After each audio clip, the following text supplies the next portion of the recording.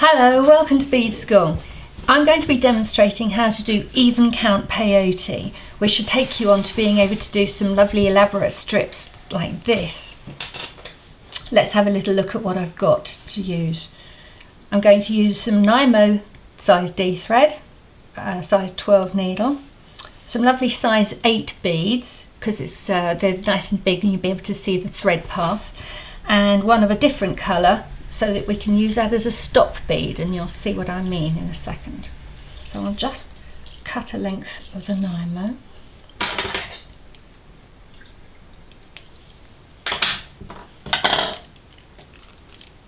Thread up the needle and we can get started. For the best way to thread a needle, take a look at my tips and tricks video. Okay, I'm going to pick up the stop bead and bring it down towards the end, leave a nice little tail thread. It's always good to have something good to hold on to. And I'm going to pass the needle once more through the stop bead.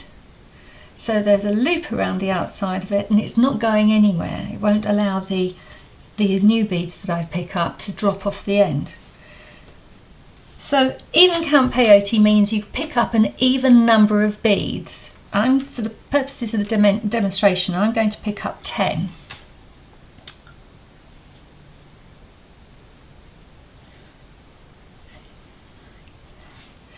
Okay, I'll just check that I've got 10 on there, and I like to count the beads in fives. There's 5, 10, great. And I'll just lie those down to show you that in fact this may look like it's the first row of peyote, but it's not, it's the first 2 rows. So the next bead I pick up will be the first bead of the 3rd row. Now let's pick up 1, and with peyote you miss out a bead and pass through the next but 1. I'll just draw it up. It may look a little bit wiggly and chaotic to start with, but once the rest of the beads start getting into place, you'll see what happens. I'm going to miss the next bead and pass through the next but 1.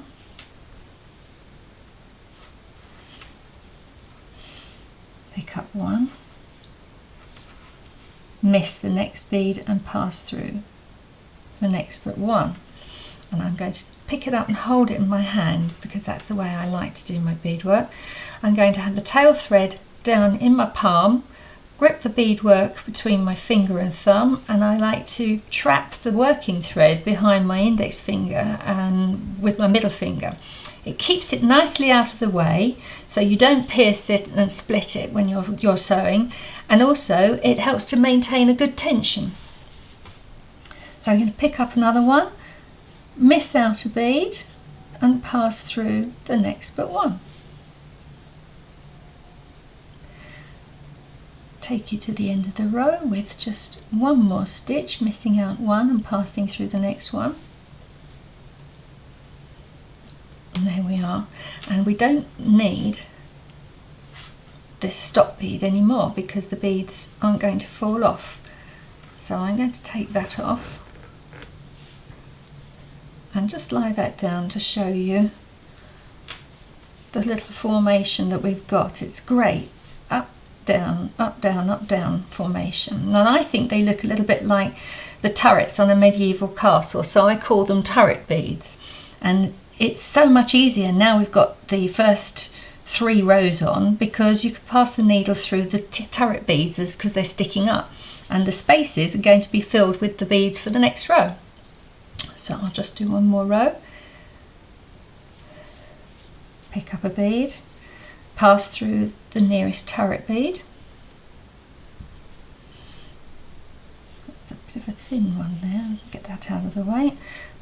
Pick up 1, pass through the next turret bead, and sew on to the end of the row. And the turn is dead simple. It's just the same at each end of the little piece, at each end of the row, which is quite different from Odd Count Peyote, and there's a video on that if you take a look at this link.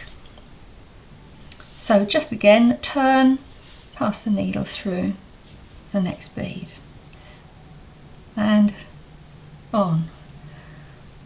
Okay, so that's how to do even count peyote. Take a look at the next video and see you soon.